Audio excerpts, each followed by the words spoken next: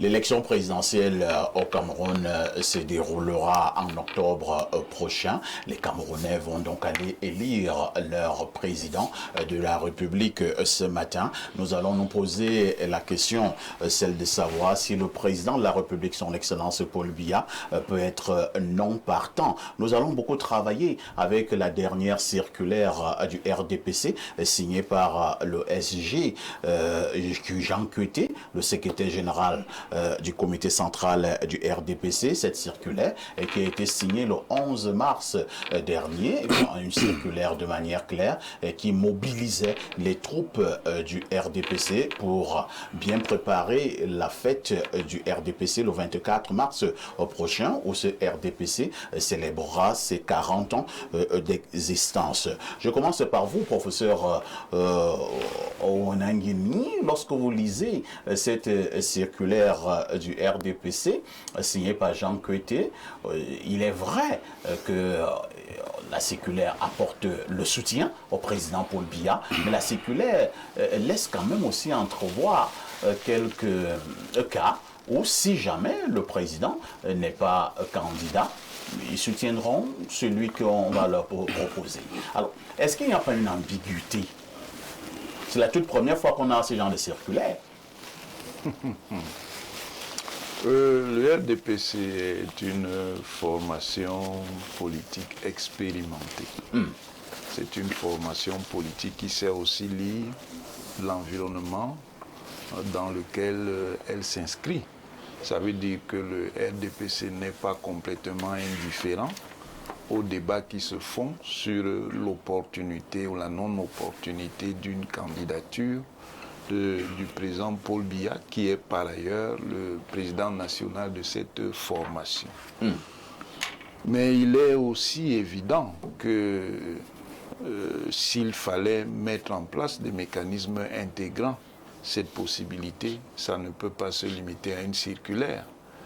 C'est peut-être simplement une manière pour le RDPC de montrer qu'il est capable de se repositionner en fonction de la façon dont les choses vont se présenter. C'est-à-dire, est-ce que le président Paul Biya, qui est le président national du RDPC, va accepter de se présenter à une élection présidentielle, ou alors est-ce que le président Paul Biya soit n'acceptera pas, soit ne pourra pas se présenter à une élection présidentielle, auquel cas une machine politique qui a été accoutumée à exercer le pouvoir devrait faire face à la situation. Voilà à peu près ce qu'il faut penser de cette circulaire qui montre effectivement que le RDPC est une formation politique expérimentée. Parce que s'il faut aborder la question, c'est une question qui peut être délicate.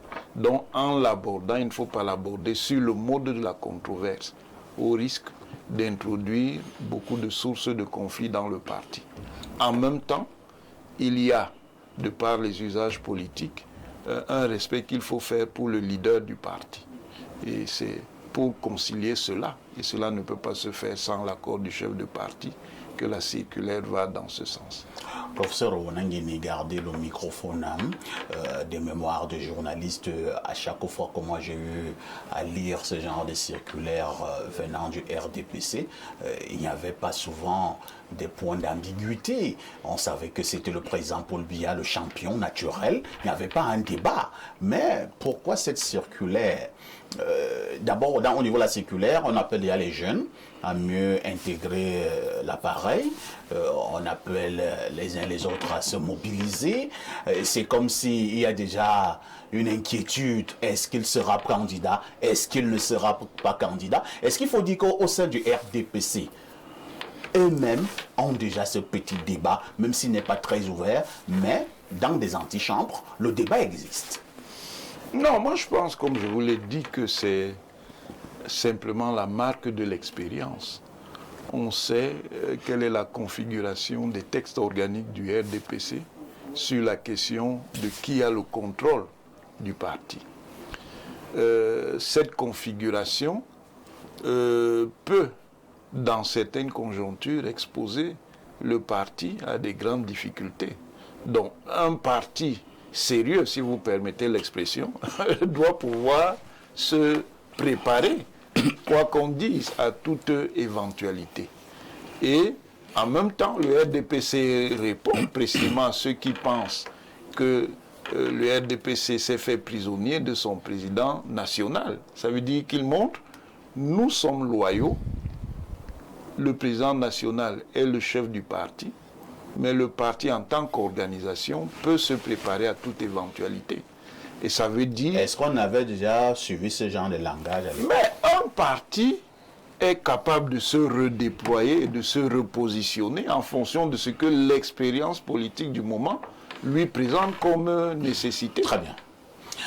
Alex Nguepi, le RDPC semble de plus en plus indécis quant à l'éventualité d'une nouvelle candidature de leur champion.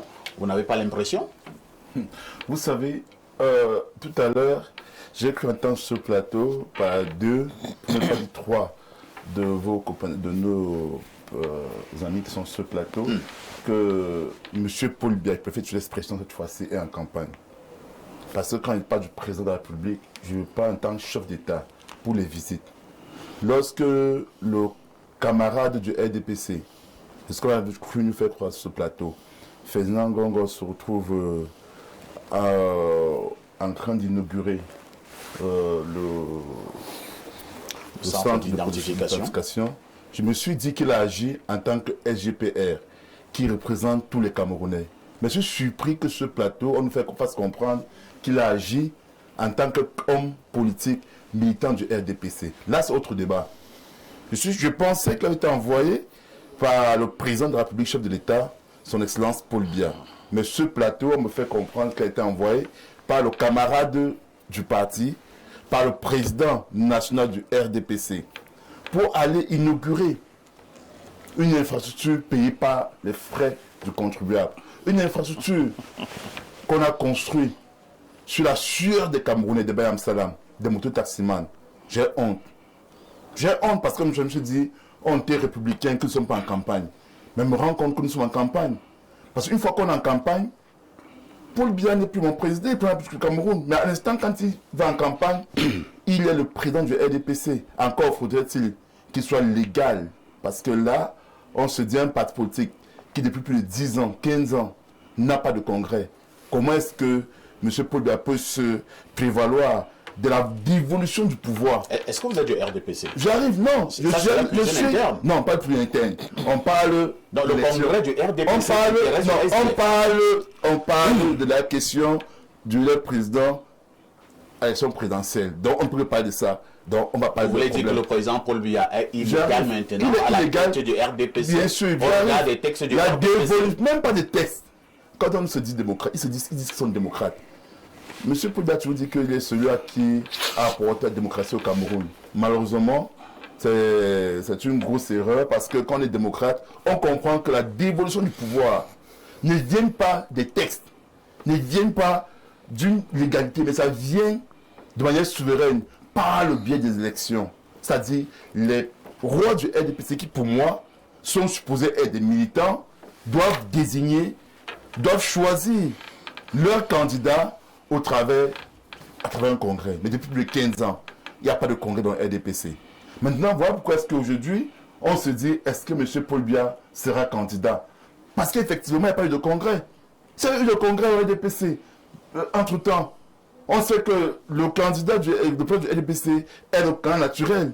Dans votre thématique, j'ai de doutes sur le fait même qu'il puisse être candidat parce que sa présidence est remise en cause. Qu'on soit clair. Nous, au SDF, on sait déjà que le SDF a respecté ses statuts. Notre candidat, c'est notre chairman. Il n'y a pas de débat dessus.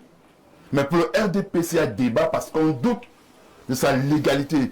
En fait, pas de la légalité forcément, mais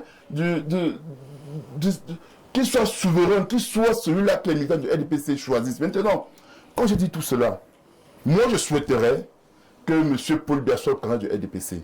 Ah bon? Je souhaiterais. Et pourquoi? Parce que M. Paul Biya, quand du RDPC, nous allons le battre à pleine couture. Le SDF va le battre à pleine couture. Vous savez, quand on a commis tout le crime, des crimes économiques, j'arrive, vous n'êtes pas du LDPC, je suppose. Vous agissez comme professeur, comme consultant. Non, moi je vous ai juste dit qu'on vous croyait que c'était le MLC qui allait le battre à plat. Non, c'est nous.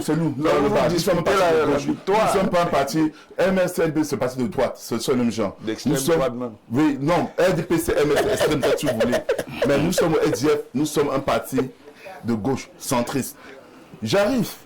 Donc, nous, les partis politiques, nous, le RDPC, avec Paul Biya candidat, avec les crimes économiques qui ont été commis sous sa mandature, des génocides économiques, parce qu'il faut qu'on le dise, plus de 100 entreprises ont été fermées au Cameroun, avec M. Paul Biya comme président de la République du Cameroun. 100 entreprises. C'est un crime génocide, c'est un génocide économique. Il n'y a pas que les génocides humanitaires qu'on tue les gens avec l'arme. Mais le génocide économique fait plus mal. Parce qu'à cause de cela, nous avons plus de 90% des jeunes qui sont en chômage. C'est le rapport d'Institut des statistiques du Cameroun qui le dit. Des jeunes. Et vous avez plus de 90 millions de Camerounais qui sont en chômage. C'est un problème. Vous pensez qu'un Camerounais normalement constitué va prendre le bulletin de Paul Biya, mettre dans l'une? Non. Nous savons tous que si Paul Biya gagne cette élection, il n'aura pas gagné parce que ça se décrète. Et nous disons que le peuple camerounais souverain, le roi que nous sommes, les personnes camerounaises, ne vont pas laisser passer cette infrastructure. Parce qu'en 90, à 92, notre élection a été volée. Aujourd'hui, les historiens le disent. Les archives le démontrent. On le dit aujourd'hui qu'elle a été volée. L'élection de Ni John Fundi. Donc le SDF ne va pas accepter que notre élection soit volée. Donc, vous avez quelques éléments de preuve, je suppose. Nous avons, vous savez, monsieur Pafa ici. Vous avez les ce éléments qui dérange avec les médias comme les gens camerounais, c'est que vous n'aimez pas faire l'investigation. C'est un fait historique déjà, il serait important que vous, médias, vous commencez Alex Nguepi, vous parlez d'un fait historique. Je suis en train de vous demander, parce qu'on nous suit, c'est très facile de dire que les journalistes camerounais vous ne faites pas. Attendez, je vous pose une question. C'est trop facile d'accuser les journalistes camerounais. Vous êtes donc un homme politique, vous dites que l'élection de 92 a été volée. C'est-à-dire qu'on a volé cette élection à Frondi. Et je vous demande donc de le démontrer. Monsieur Pafa ici, déjà si on va sur démonstration, ok, je pense qu'on a fait des débats dessus en 92. D'ailleurs, même parce qu'aujourd'hui, le rapport des élections ont été remis. Rappelez-vous encore du président. Périmé, monsieur. Justement, parce qu'il me dit démontrer. Voilà votre démonstration. Voilà votre démonstration. Voilà, il fait une démonstration. Ce n'est pas le plus important pour l'instant. Mais nous vous disons. Mais vous ne pouvez donc pas dire que les journalistes ne font pas l'investigation, alors que vous-même, vous êtes incapable de démontrer que l'élection a été volée. Ça n'a rien à voir. Je vous ai dit. Et j'assume mes propos. Le fait n'est pas d'assumer. Aujourd'hui, le fait n'est pas d'assumer. Le fait est de démontrer. Monsieur Pafa ici. Je pense que tout le monde parle seulement sur un cas très simple. Quand tu fais de 12, nous boycottons l'élection législative. Alors, dans un thème analogique, nous boycottons l'élection locale, législative. Mais vous vous rappelez que l'opposition camerounaise remporte des élections législatives sans le SDF. C'est ça la démonstration. Non, moi je suis un peu dérangé. C'est ça la démonstration. Je suis un peu dérangé. Je retourne sur quelque chose. Dans la plupart des pays, et je pense que pour ne pas démentir, lorsqu'il y a élection dans un pays, élection présidentielle, le parti qui arrive en tête, la même année, lorsqu'il y a une élection locale qui est organisée, généralement ce parti-là rafle les élections locales. C'est tout comme ça. L'avenir politique du SDF derrière lui. Si vous demandez une démonstration, on vous renvoie sur les résultats, les scores qu'a obtenu les partis dits de l'opposition en 92, vous verrez qu'ils ont remporté. C'est ce qui démontre que Frondi avec l'élection. Pour vous déjà vous démontrer que l'opposition, nous avons déjà remporté. Maintenant, les sens sont très loin. Ce n'est pas le débat de démontrer, mais c'est un propos qui est là et que les historiens le disent aujourd'hui. Je vais vous dire que... Les historiens. Paul Biya, pour nous, quand je regarde, c'est le meilleur à tous, le meilleur candidat, le meilleur adversaire, c'est l'adversaire que nous devons avoir en face. Parce que on se dit, si le RDPC, à la dernière seconde, décida d'investir quelqu'un de pays anglophone, peut-être un candidat plus jeune, qui a peut-être 35 ans, 40 ans, même si c'est le SGPR Faisan Gongo, il va dire, c'est vrai qu'il va hériter du bilan, du passif du RDPC en tant que candidat du RDPC, mais le fait qu'il soit jeune, ça va nous mettre quelques bâtons sur les roues. Mais c'est M. Paul Biya, c'est clair que il peut vous dire que si on dit Paul Biya candidat du RDPC, je vais ouvrir un champagne pour dire, écoutez, 2025, nous serons à faire. Merci. Saint-Éloi Abidou, vous qui êtes un ancien du RDPC, puisque j'ai dit que de plus en plus ce plateau est pédagogique. Alors, Alex Nguepi a dit d'une manière ou d'une autre que, en l'état actuel des choses, le président Paul Biya, du fait qu'on n'a pas eu des congrès au sein du RDPC, sa posture n'est plus trop loin de l'illégalité. Vous le confirmez? Que disent les textes du RDPC? Les textes du RDPC prévoient un congrès toutes les 5 années. Le dernier congrès du RDPC a eu lieu en 2011. Vous comprenez donc que ça fait 14 ans que tous les bureaux du RDPC sont fort clos. Cela signifie donc que le président Biya est maintenant un président du RDPC illégal, c'est ça? C'est de ça qu'il s'agit, mais ce n'est pas important. Ce n'est pas important parce qu'on est déjà habitué à cette méthode-là. On commence par les appels. Je dis que parfois les poser cette question à un militant du RDPC. Ça commence à nous embarrasser. On commence par les appels à candidature. Le président ne dit rien. Et puis, on convoque le corps électoral. Le président ne dit rien.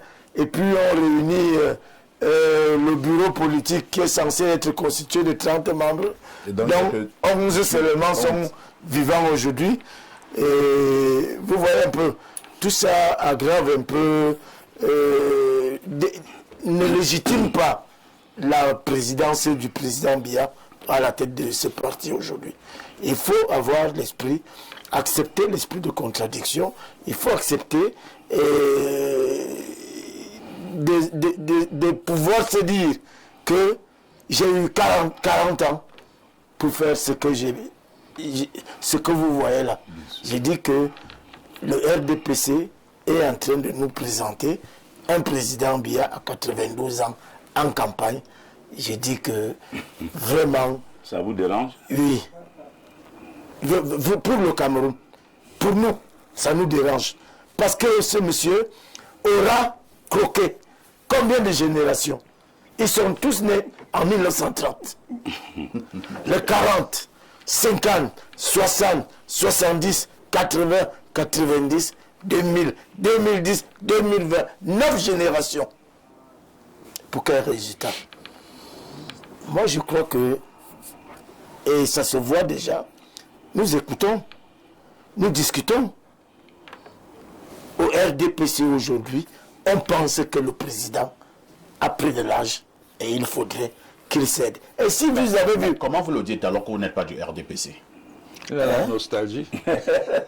Comment vous savez que le RDPC actuellement, on estime que le président Paul Biya a pris de l'âge et qu'il devra se reposer? C'est ce que disent les RDPC? Oui, bien sûr, bien sûr. Les débats, nous menons des débats. Je mène des débats avec vous, monsieur Ona. Je suis d'accord. Monsieur Ona, je vous dis, et vous-même vous savez, que de plus en plus, la présidence du président Paul Biya est hautement contestée. Et qu'il faille vraiment de grâce qu'il pense à libérer, toutes ces positions-là pour que le Cameroun redécolle. Le président est arrivé en 1982, il a actionné des leviers. Aujourd'hui, quand on fait, pourquoi vous refusez le bilan? Quand on fait le bilan, le président avait le premier levier qui était celui de la gouvernance. Vous savez, quelque temps après, l'opération Épervier est arrivée. Et ce ne sont pas les militants du SDF ou autres qui sont en prison. Et le levier de l'unité nationale, vous ne pouvez pas dire, le Cameroun est en guerre aujourd'hui, il a hérité d'un pays qui était en paix. Et aujourd'hui, est-ce qu'on peut dire que le Cameroun est en guerre? Le visage, le Cameroun est en guerre dans le nozo. Vous pensez que c'est de l'amusement? Ce n'est pas de l'amusement. Même si cette guerre nous a été imposée, ce n'est pas de l'amusement. Les Camerounais meurent tous les jours dans le Nozo. Et aujourd'hui, je reviens toujours sur le facteur gouvernance. Vraiment, dites-moi, on aura les élections d'un président à l'Assemblée bientôt. Vous pensez vraiment que... Vous pensez vraiment qu'il faille encore accepter que Cavaille revienne prendre l'Assemblée? On m'a dit qu'il est déjà sorti de l'hôpital. Il est déjà sorti de l'hôpital, il est déjà sur place, qu'il vienne prendre le Sénat, que... Monsieur Jean-Luc, il a fait 50 ans, plus de 50 ans au gouvernement. Il était ministre sous Aïdjo. Vous pensez encore qu'on va continuer à accepter des ministres comme le ministre de l'enseignement supérieur qui a fait 20 ans ministre de l'enseignement supérieur et qui n'a construit aucune université. Vous voyez, et ce sont ceux-là qui ont la responsabilité de venir nous dire que le président Biya est encore le plus beau, l'homme de la situation, le plus fort être. C'est pour ça que je veux rejoindre un peu Valère Bessala quand il dit que le président est très vicieux. Quand le président a voulu en découdre avec ce qu'il a cité là, et même un DG de la Camer, et le président avait voyagé une semaine avant par un vol Camer. Il l'a félicité. Une semaine après, il était au GIE2. Donc, je fais confiance au président de ce côté. Je crois qu'il aura un dernier sursaut d'orgueil pour ne pas accepter ce que on a comme ça. L'appel du peuple. Vous avez le droit de rêver, monsieur Ona. Merci. Bernard Owona, justement, pour toi, justement, qui est du RDPC, on va répondre directement à la question posée ce matin. Hein. Et si Paul Biya a été déclaré non partant, c'est une éventualité? C'est possible? Je vais commencer par apporter un certain nombre d'éclairages là pour la gouverne de vos téléspectateurs. Vous avez dit que cette émission aussi est pédagogique. Tout à fait. Alors déjà, je voudrais dire à mon ancien camarade du RDPC, Saint-Éloi Bidon, je voudrais lui dire qu'il fait preuve de mauvaise foi là, en faisant semblant d'ignorer ce que stipulent nos textes, lesquels textes permettent à M. Biya d'être le président national du RDPC jusqu'à date. Je voudrais lui dire que l'article 18 des statuts du Rassemblement démocratique du peuple camerounais a permis à monsieur le président national du parti, le 3 novembre 2016, de convoquer le bureau politique, lequel bureau politique a siégé au Palais de l'Unité et a pris 4 résolutions fondamentales. La première était de proroger donc le mandat du président national, de proroger le mandat des membres du bureau politique, de proroger le mandat des membres du comité central et suppléant et de proroger les mandats des membres des bureaux des organisations spécialisées des femmes et des jeunes. Ça veut dire quoi concrètement, monsieur Alex Ndepi, vous qui parlez des choses que vous ne maîtrisez pas dans le RDPC? Ça veut dire que en attendant la convocation d'un autre congrès ordinaire, même dans 10 ans, ou extraordinaire, même dans 10 ans, c'est ça, c'est les textes qui régissent le fonctionnement. L'article 18, les résolutions prises le 3 novembre 2016 restent d'actualité. Donc que personne ne vous mente pas ici sur ce plateau que le président Biya, le président national, le Congrès. Non, non, ce n'est pas, le Congrès n'a rien à voir. Non, le président n'est pas dans l'illégalité. Le président est dans toute sa légalité. Le président est dans... Je parle... Monsieur Alain Ngepi, le problème avec... On a répondu à la question du journaliste. Dites-nous, ça nous intéresse. Monsieur Alex, laissez-moi au moins répondre méthodiquement à quelque chose qui va aider ceux qui nous regardent. Ils vont aider avec quoi? Vous êtes un homme politique, vous savez comment vous jonglez pour nous embrouiller. Je voulais donc apporter cette précision, je voulais lever cet équivoque à toutes fins utiles, que le président national du RDPC reste le président national légitimement de par les textes qui régissent le fonctionnement. J'ai insisté l'article 18 de nos statuts que M. Bidou connaît bien et qu'il a fait semblant de ne pas... Entre-temps quand même, hein, qu'est-ce qui bloque la tenue d'un congrès pour tenir un congrès, est-ce que c'est aussi compliqué? Il faut simplement que nous puissions toujours avoir des tournures, inviter quelques personnes au palais pour proroger le mandat du président du RDPC. Est-ce que ça donne quand même fière allure? Pour convoquer un congrès, en fait, d'abord les textes stipulent qu'un congrès ordinaire se tient tous les 5 ans.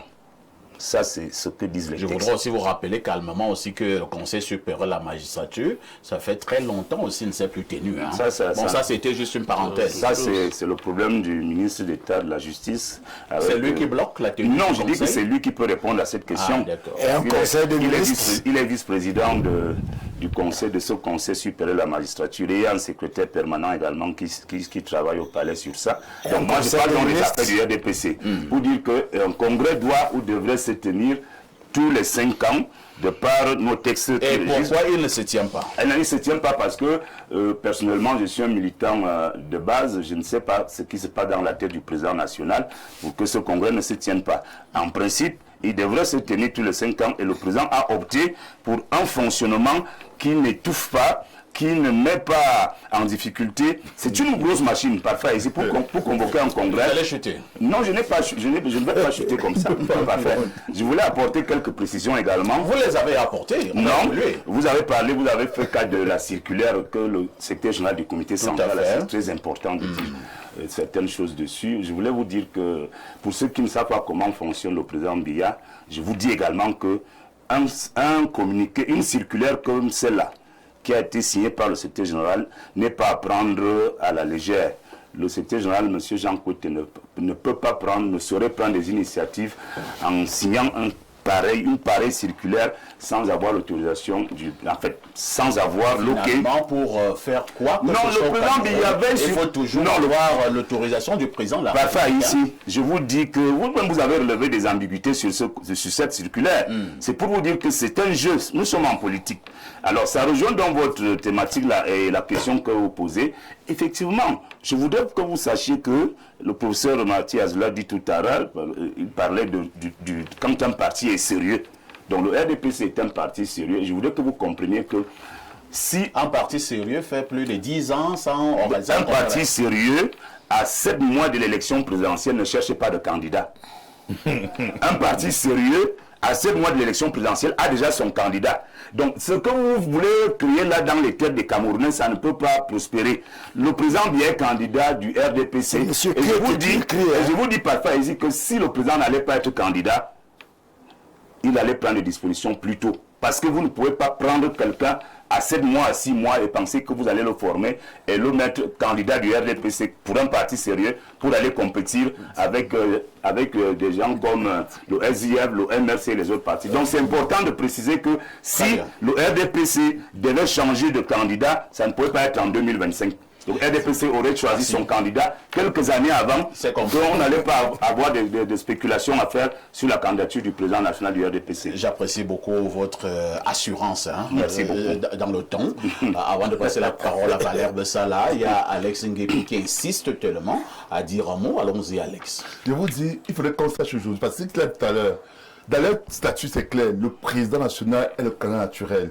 Donc, sans un congrès, le RDPC n'aura pas de candidat en 2025. Qu'on soit clair. Non, tu ne comprends pas. Non, laissez-moi, tu ne comprends pas. Écoutez-moi. Je dis bien, sans un congrès du RDPC, parce qu'il dit qu'à moins de 7 mois, un parti convoque un congrès n'est pas sérieux. Mais je dis bien, s'il ne le convoque pas, le RDPC n'aura pas de candidat en 2026. Ce n'est pas le président national du RDPC qui est M. Paul Biya. Nous, on n'a pas de candidat. Donc, si ce n'est pas M. Paul Biya, c'est vous qui créez un problème de candidat. En 2025, sans un congrès, le RDPC n'y a pas d'élection présidentielle. Merci.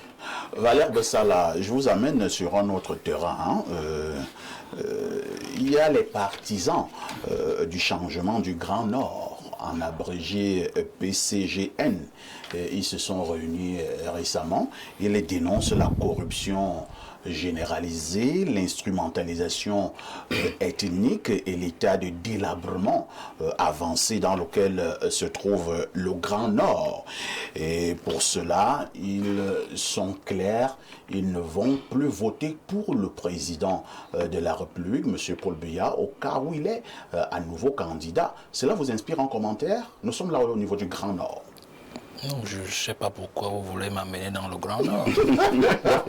Bon, intervenez donc d'abord au niveau électoral et vous donnerez aussi un mot sur le Grand Nord. Ouais, que pour arriver dans le Grand Nord, à Maroua, 1200 km, il faut partir de Yaoundé. C'est clair.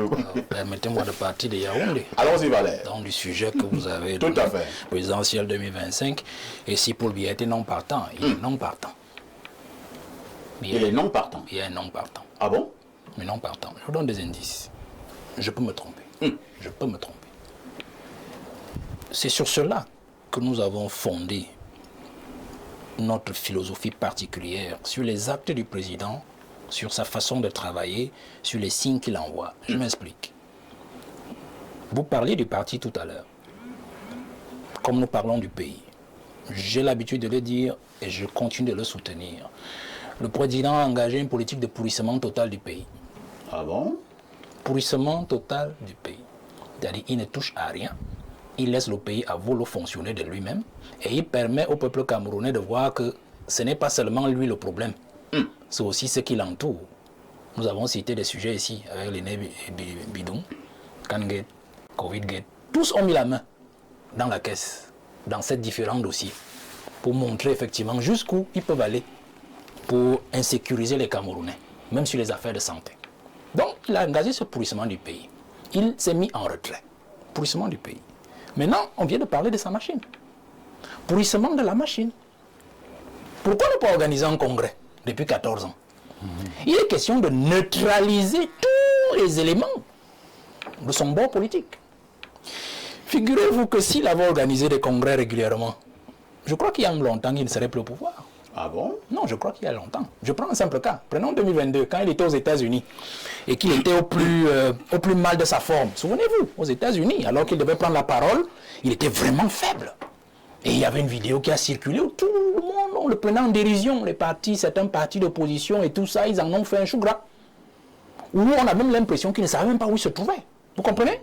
Donc je prends seulement ce moment politique du pays et du président pour vous dire que si le parti avait été viable, c'est-à-dire les membres du bureau politique étant tous présents, le congrès renouvelé, tout renouvelé, on lui aurait fait simplement ce qu'on a fait à Mugabe, au Zimbabwe. Aussi simple. Ça dit qu'il serait peut-être resté aux États-Unis quand on lui aurait dit, Monsieur le Président, le bureau politique a été convoqué de manière extraordinaire et on a décidé de... Voilà. Vous voyez? Faites attention. Donc l'homme est malin. L'homme est malin. Il pourrit le pays complètement pour montrer au peuple camerounais que je ne suis pas le seul problème de cette affaire. J'ai responsabilisé près de 1000 personnes à travers des gouvernements successifs qui m'ont déçu. Et voilà encore même que ceux qui sont actuellement avec moi, Kangate, Covid-Gate, ainsi de suite, m'ont déçu. Pourrissement aussi de l'appareil politique pour dire, nous allons mourir tous ensemble. Je pars avec vous. Donc je ne pars pas seulement avec la machine politico-technique, administrativo-technique, je pars aussi avec la machine politique que moi-même j'ai créée et dont j'ai hérité de mon père Aïdjo, que j'ai transformé UNC RDPC. Mais vous faites très attention. Donc le président, en pourrissant le pays complètement, en pourrissant son parti, se protégeait lui-même aussi. Parce qu'il doit arriver à 2025. Et c'est sur cette logique que nous avons pensé que la jeunesse, aujourd'hui, devrait comprendre et rentrer dans cette logique. Le président nous a ouvert le boulevard pour faire comprendre à la jeunesse que ce que Biya fait là est à notre avantage.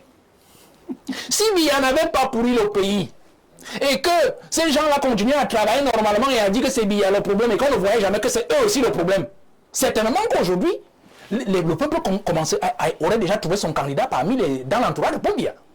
Or aujourd'hui c'est difficile, nous avons parlé du RGPR tout à l'heure.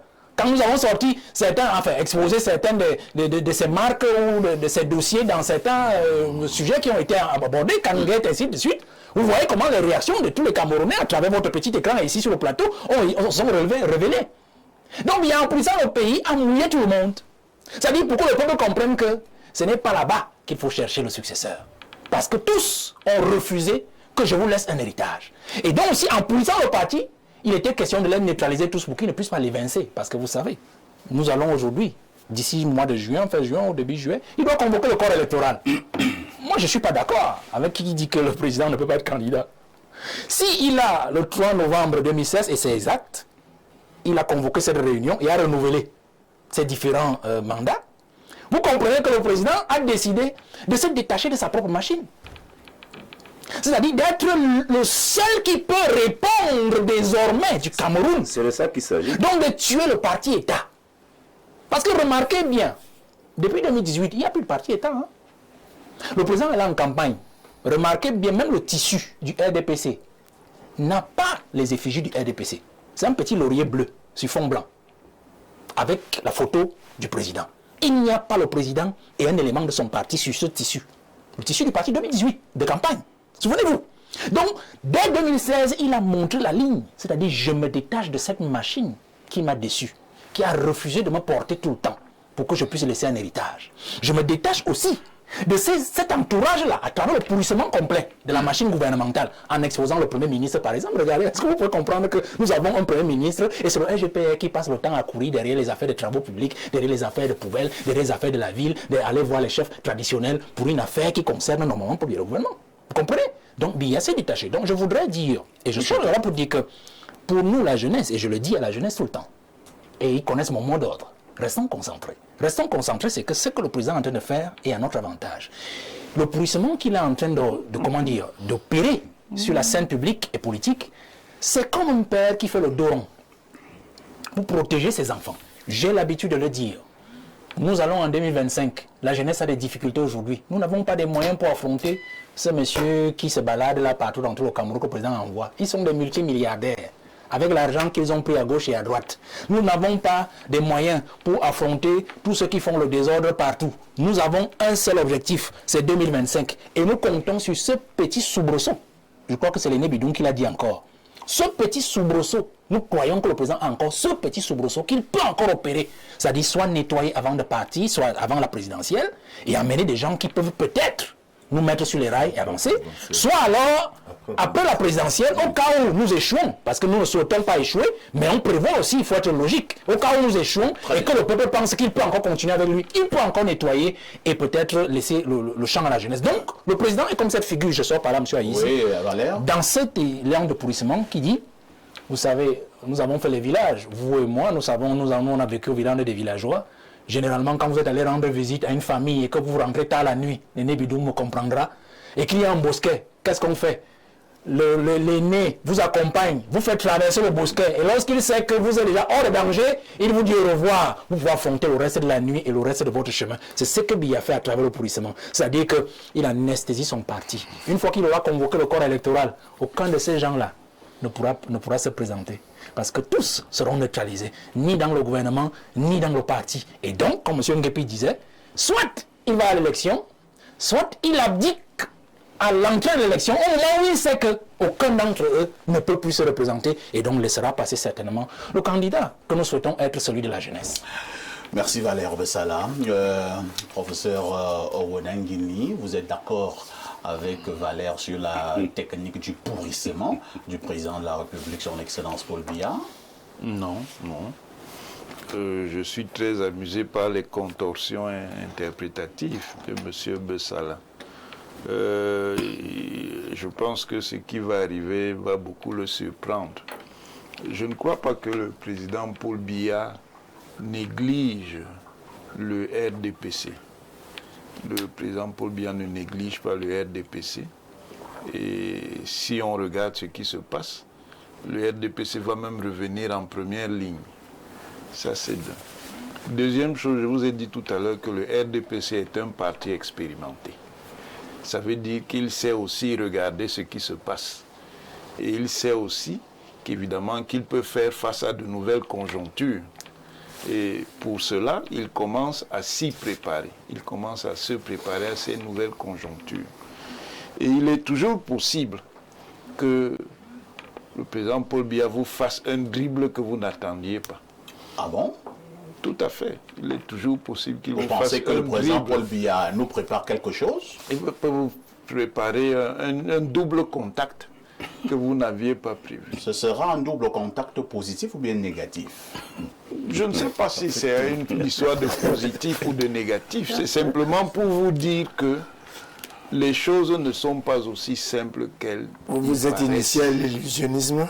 Les choses ne sont pas aussi simples qu'il y paraît. Et si vous regardez même ce qui se dit maintenant, vous comprenez que les choses ne sont pas aussi simples que certains veulent les présenter. Dans la manœuvre, il me semble que, en tant que chef du RDPC, le président a besoin de montrer aux Camerounais qu'il va revigorer son parti. Et je pense que ce qui va venir va nous montrer ça. Il sait qu'il a cette exigence de revigorer le parti. Il sait aussi qu'il a l'exigence de se remettre au contact, puisqu'à tort ou à raison, certains estiment qu'il s'est coupé des forces vives du Cameroun. C'est d'ailleurs pour ça qu'il a envoyé le secrétaire général de la présidence de la République en tournée pour prendre la température du pays, pour recueillir un certain nombre de doléances, pour entendre un certain nombre d'attentes et préparer donc les réponses. Et les réponses, il va les apporter. Et dans ces réponses, il peut avoir un double contact de dernière minute. Professeur Owanangini, c'est vrai que vous n'avez pas fait un sondage, mais au sein du RDPC, de manière claire, êtes-vous encore sûr et certain que le président est encore avec son RDPC?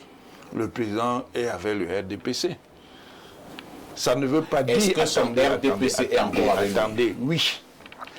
Et vous vous basez sur quoi? Oui, le président est avec le RDPC. Et le RDPC le montre dans son activité routinière. Mais le fait d'être avec le RDPC ne veut pas dire qu'il ne puisse pas y avoir des points de clarification à apporter. Ça veut dire que l'appareil et la base peuvent être avec le président, mais estime qu'il y a certaines choses sur lesquelles on doit concevoir peut-être un nouvel accord. Mais ce n'est pas parce que l'appareil demande que sur certaines choses on fasse des réajustements que ça veut dire que l'appareil n'est pas avec le président. Attention. Faites très attention. Merci, professeur. Saint-Éloi Bidon veut absolument réagir. Allons-y, Saint-Éloi. Non, je voudrais demander au professeur... Vous êtes déjà modérateur, monsieur Bidon. Je voudrais demander au professeur Mathias de ne pas faire preuve de naïveté. Je ne suis pas Le naïf. coup d'état politique a eu lieu au RDPC il y a très longtemps, avec la création des personnalités ressources.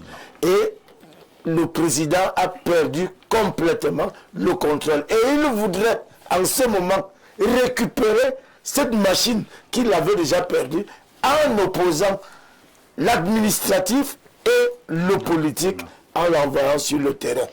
De deux, je voudrais quand même vous dire que le mot inertie est un mot qui a fait partie du vocabulaire du président Biya. Donc, ça fait longtemps, il n'y a pas eu de conseil supérieur de la magistrature, il n'y a pas eu de gouvernement. Non, c'est le président. Le président du RDPC. Il n'y a pas eu de gouvernement, il n'y a pas eu de congrès. Ça fait 14 ans.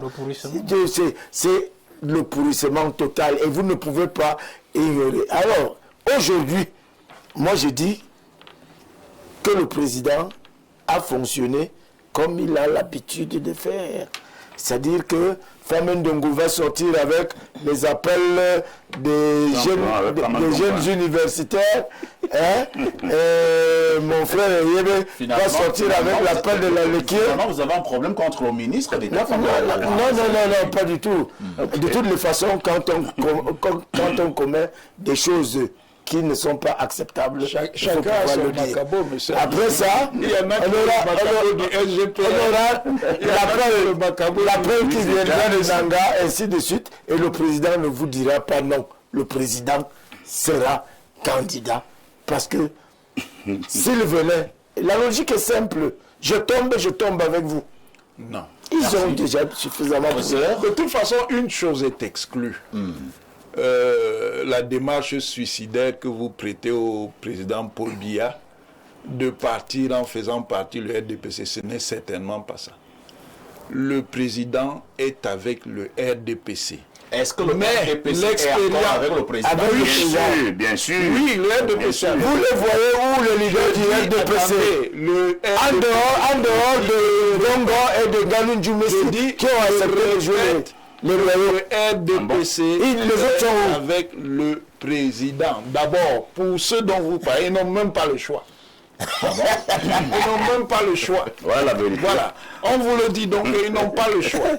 Maintenant, je vous dis et je vous répète que le RDPC sera même probablement remobilisé. Tout à fait. Parce que le président lit l'actualité politique et il suit les mouvements du pays. Il sait qu'il a besoin de revigorer son parti. Mais, ça c'est un jeu d'équilibre. Son parti a une histoire et son parti a une configuration. Revigorer le parti ne veut pas dire tuer tout ce qui était là avant dans le parti. C'est donc la production d'un nouveau compromis qui va se faire. Valère Bessala, la question est celle de savoir si le président est encore avec son RDPC. Et maintenant, si lui est avec son RDPC, est-ce que le RDPC est encore avec son président? Mais pourquoi est-ce que votre question c'est une lapalissade? La question, vous la posez, mais je crois qu'en fait, au fond, vous nous tendez juste un traquenard. Ah bon? Puisqu'en fait, le président ne peut plus être avec son parti. Comment ça? RDPC égale échec. Bien sûr. Tous ceux qui sont dans son parti sont ceux qui bénéficient de son décret et sont ceux qui ne font rien de tout ce qu'il demande de faire. Aussi simple que ça. S'il n'a pas organisé le congrès depuis, c'est parce que justement il sent que la machine ne suit pas. La machine ne suit pas son rythme. La machine ne suit pas les orientations, je suis désolé. Est-ce qu'un chef peut décider de se détacher de sa machine, de tuer sa machine? Parce que ne pas la renouveler, c'est la tuer. Ne pas renouveler, disons aux Camerounais simplement, ne pas organiser les congrès du parti, de son parti. C'est comme une voiture que vous laissez au garage, vous ne la chauffez jamais. Elle se détériore. 14 ans sans démarrer une voiture, le moteur d'une voiture. Quand vous revenez, vous devez d'abord la réviser. Vous savez qu'il ne peut plus fonctionner comme une voiture qui a toujours roulé tout le temps. Tout à fait. Donc, pour que les Camerounais nous comprennent, s'il vous plaît. Donc, pour moi, ce que je suis en train de dire, RDPC égale échec. Puisque tous ceux qui sont dans le RDPC sont justement ceux dont ils réprouvent la façon de travailler. L'aîné a cité l'inertie, c'est un terme de 2006. C'est un discours de fin d'année, 31 décembre 2005. L'inertie. L'inertie, c'est l'État. L'inertie, c'est pas le parti. L'inertie. 2008, bandit à col blanc. Criminel économique. Ce sont les termes du président. Et il a ajouté apprenti sorcier. Et tous ces gens sont dans son parti. Membre du comité central, membre du bureau politique, membre adjoint du comité central, ministre de la République, et tout ce que vous pouvez imaginer. Même celui qui court partout là. Donc, je voudrais que vous compreniez. Non, vous m'avez posé une question. Vous m'avez posé une question et je vous demande donc sur le terrain, je vous demande donc que le président n'est plus avec sa machine. Vous comprenez? Maintenant, la machine n'est même plus aussi avec le président. La circulaire, et moi je vois le professeur faire des contorsions, c'est lui qui fait des contorsions. Ah bon? Tout à l'heure, vous avez posé la question claire et nette. Le style qui a été utilisé dans la circulaire du secrétaire général est un style qui prête à confusion. C'est-à-dire que le secrétaire général, à travers l'esprit de la circulaire, montre que le président peut ne pas être le candidat du parti. Vous comprenez? Ça veut dire que la machine elle-même réfléchit. Ça veut dire que ceux qui reprochent par exemple au Camerounais d'être un peu trop âgés, ça veut dire que la machine a intégré aussi l'affaire. Ceux qui intègrent aussi peut-être dans l'esprit des Camerounais que le président est assez souffrant, il a les maladies de son âge, et que tout peut aussi arriver parce que personne n'est garant de sa propre vie. Vous comprenez? Donc la machine intègre tous ces différents paramètres. Qu'au cas où d'ici à 2025, octobre 2025, notre candidat n'est plus là, qu'est-ce qu'on fait? Donc vous comprenez l'esprit que vous avez justement relevé dans la circulaire. Donc le parti intègre ça, ça veut dire que voilà aussi un élément qui montre que le parti n'est plus tellement avec le président. Mais je sors, monsieur Aïe, en disant que le président de la République est un monsieur très dangereux. Ça, il faut pas le comprendre. Très dangereux parce qu'il est vicieux dans sa façon de diriger. Il est vicieux dans sa gestion des hommes. Je vous donne donc le dernier élément pour sortir.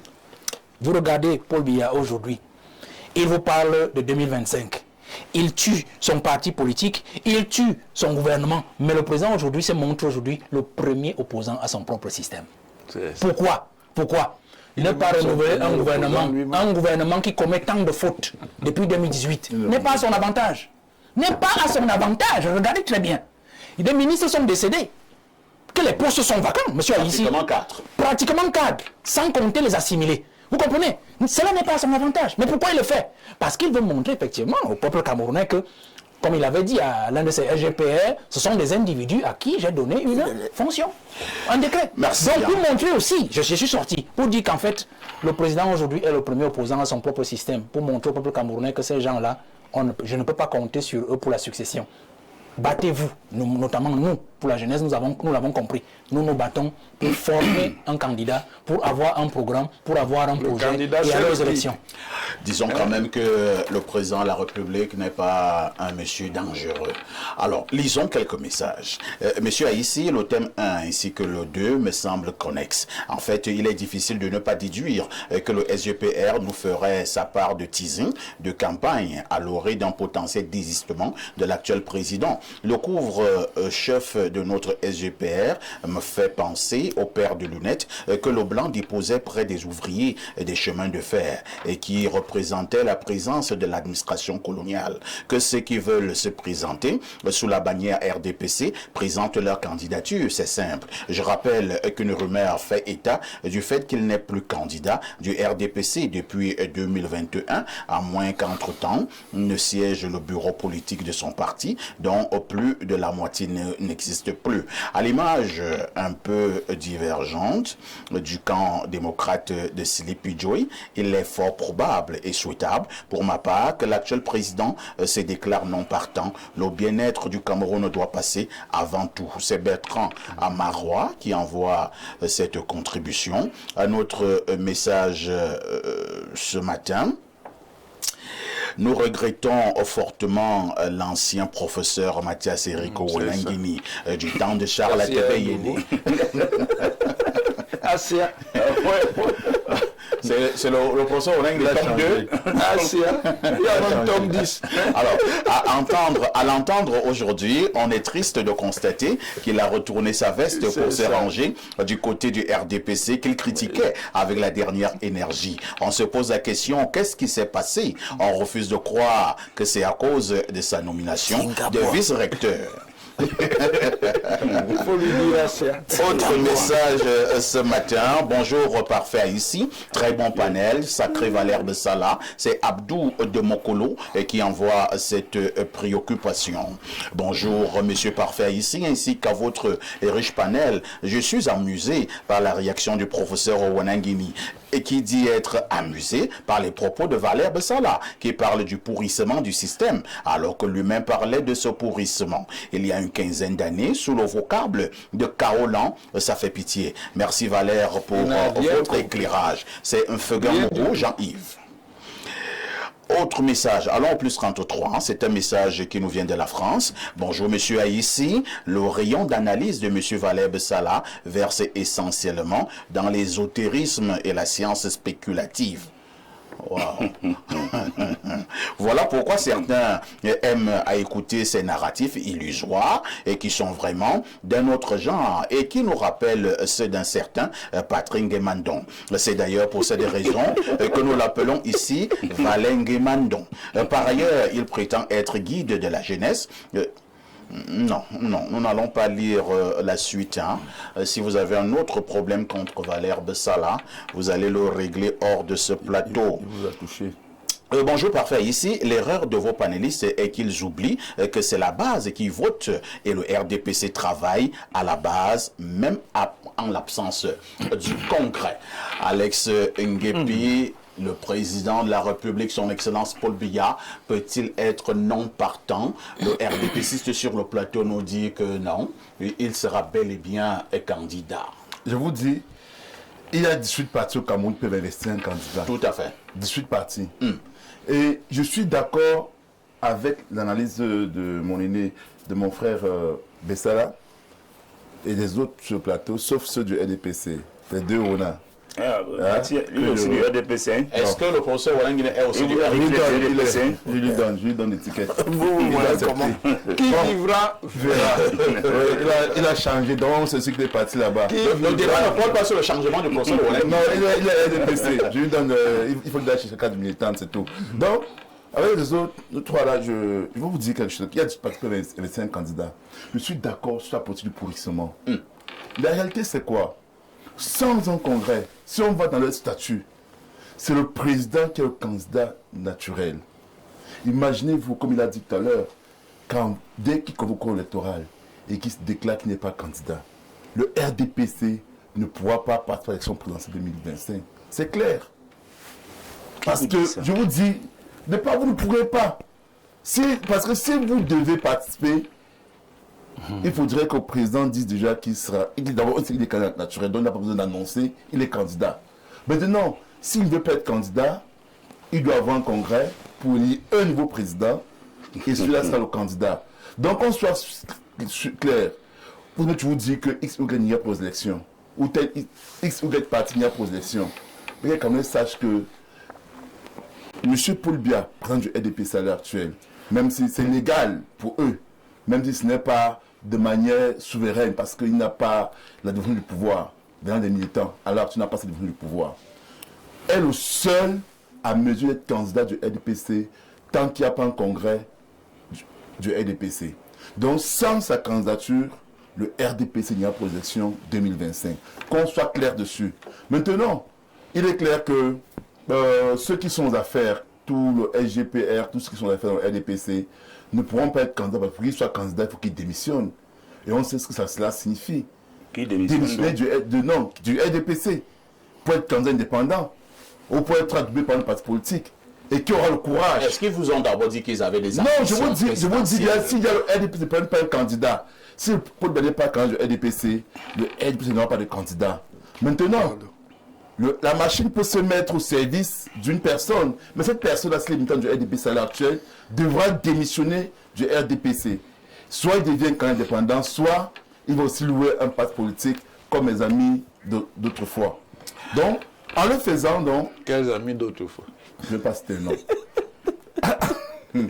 En le faisant, donc, il est clair que le RDPC ne sera pas un candidat. Maintenant, je vais vous dire quelque chose, c'est que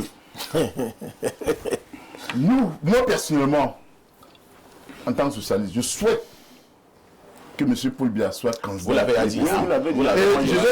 Je vais faire un petit rebondissement sur quelque chose sur le plateau concernant ceux qui ont la charge des institutions. Je vais vous dire que personnellement, ils sont 3 personnes. Ils sont 2, même 3. Ayant Luc Paul qui est au Conseil économique social. Il y a Nia Difendi qui est au Sénat et il y a le président de l'Assemblée nationale. Mais quand on voit ces 3 personnages-là, ces 3 personnalités, pour moi, le seul qui répond encore, c'est Kawagé Djibril, qu'on aime, qu'on n'aime pas. Contrairement aux 2 autres, franchement, qui apparaissent sur le jour de l'élection. Mais Kawagé Djibril, quand même, répond encore. Il y a un parallèle avec le débat, il sera l'autre du Il y a un parallèle pour dire que même s'il ne veut pas, il est membre du groupe politique, pourquoi pas Kawagé Djibril? Il peut bien remplacer Paul Biya du RDPC. Ça va résoudre le problème du Grand Nord. Et même celui qui est candidat dans le battre. Merci. C'est ce qu'il fallait dire globalement ce matin. Nous sommes arrivés au terme de ce programme. Il ne me reste qu'à dire merci à notre invité permanent, le professeur Mathias Eric Oualangine. Merci également à nos 2 invités de la dernière heure. Il s'agit de Bernard Owona. Merci à Saint-Éloi Bidou. Merci à Alex Sengepi. Merci également à Valère Bessala. Ne ratez pas la rediffusion de ce programme. C'est ce soir à partir de 21h. La deuxième rediffusion aura lieu demain à partir de 14h. Tout en vous souhaitant une bonne fin de semaine, nous allons dire merci à toutes nos équipes techniques et rédactionnelles. Une question avec tout ceci, que faites-vous encore ailleurs?